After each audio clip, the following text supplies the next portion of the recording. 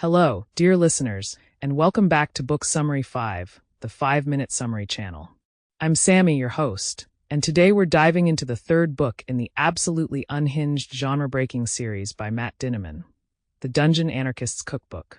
If you thought things couldn't get more chaotic after Carl's Doomsday scenario, think again, because Carl and Princess Donut are back, and this time they're crafting revolution, one monster-slaying, alien-defying step at a time. So let's go straight into the dungeon, so you'll feel like you have read it cover to cover. The story picks up as Carl and Donut enter Level 3 of the Proctor's sadistic game, show known as Dungeon Crawler World. But this level is different. It's more complex, more political, and far more dangerous in the ways that matter most, because the enemy is no longer just the dungeon itself, but the entire infrastructure that keeps it running. Carl begins to realize that if he wants to beat the game, he'll have to break it. Level 3 is themed like a corrupt metropolis, part magical noir, part dystopian urban nightmare.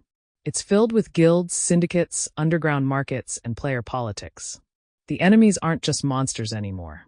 Now there are assassins, bounty hunters, cults, and worst of all, other contestants who are willing to do anything to climb the rankings and win favor with the alien audience.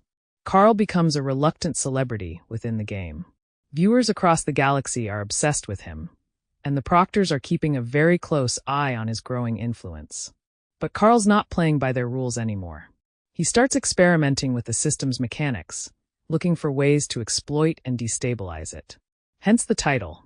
The Dungeon Anarchist's Cookbook is Carl's journey to weaponize the code, craft loopholes, and turn the rules of the game into a tool for rebellion. Meanwhile, Donut continues to evolve into both a magical powerhouse and the ultimate diva. She insists on proper armor, gourmet snacks, and fan mail, but she's also one of the deadliest beings in the dungeon. Their banter is sharper than ever, and their teamwork even tighter. The contrast between Donut's glamorous absurdity and the blood and guts chaos around them is what gives this series its unique flavor. One of the key developments in this book is Carl's deeper understanding of the dungeon's history. He uncovers the role of AI constructs called crawlers, players who were once human but have been turned into eternal NPCs. He also starts connecting with other high-level players who are equally disillusioned with the system. Alliances form, not just for survival, but for sabotage. Carl is building a resistance. But none of this is without cost. The deeper Carl goes, the more he's forced to question his own morality.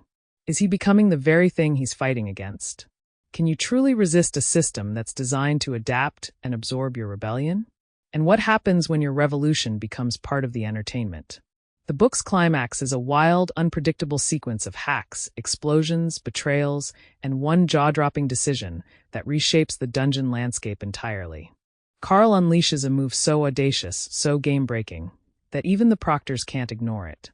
It's a declaration of war, and the dungeon will never be the same. The Dungeon Anarchist's Cookbook is more than just the next level of a dungeon crawl.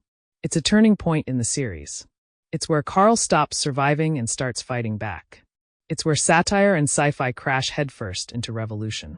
And it's where you realize this isn't just a game. It's a war for meaning, for autonomy, and maybe even for humanity's soul. So if you've been enjoying the ride, buckle up.